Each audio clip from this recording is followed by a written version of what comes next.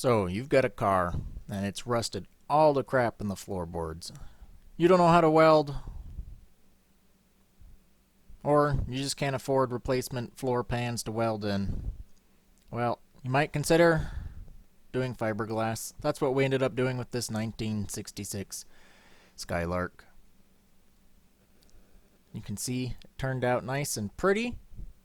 Much prettier than it was from the start. The paint helps a lot, but the reality is that by the time this job was done, the floor pans were reinforced. You can see the worst of what we had to deal with here. Water was getting in through the window seals. It had rotted the absolute snot out of this. And the interior of the cab was not much better. There was rust in all the low spots, actual holes. So, how do you do it? The first thing to do is to prep your work area where the patch is going to actually go.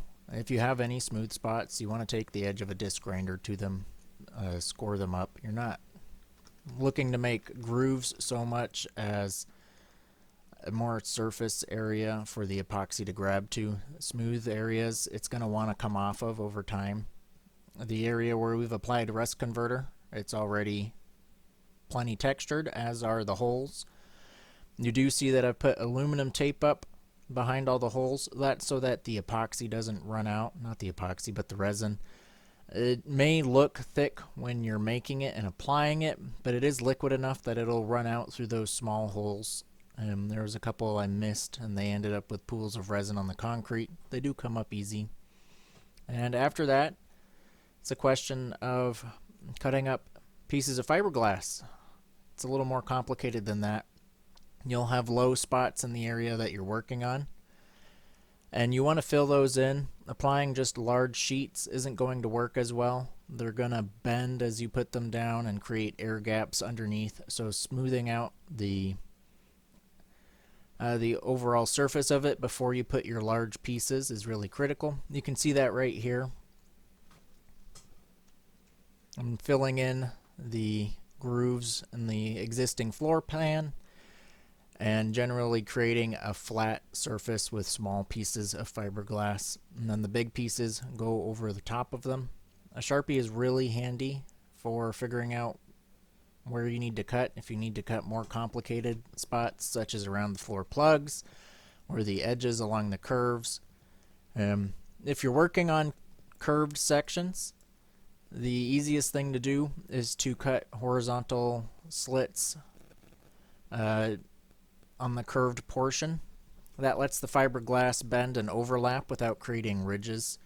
And then you just do multiple sheets so that you've got non-overlapping cuts. That way you still retain your strength. And you should run multiple sheets anyways, anywhere from 2 to 3 of the big ones at the end of the day, so that you've got a lot of material there to help keep it strong.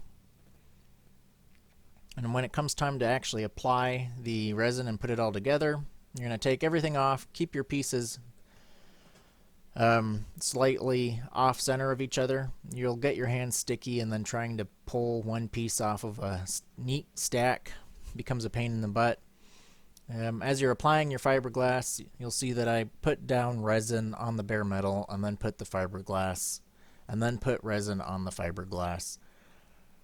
This is because as you apply the resin, the fiberglass itself is going to want to move, so it gives it something to stick to, a nice base layer. And then, you just apply fiberglass to it. It can be really handy to dab the fiberglass on, pressing down with the tip of the brush. That way the bristles push it into the fiberglass proper, reduces the number of air gaps you have. And work fast. The fiberglass will set as you're working with it. It takes heat, so you'll have to adjust the amount of hardener you're using to the temperature you're working in. But once it starts setting, you'll know the fiberglass in your working container is going to start essentially getting gloppy.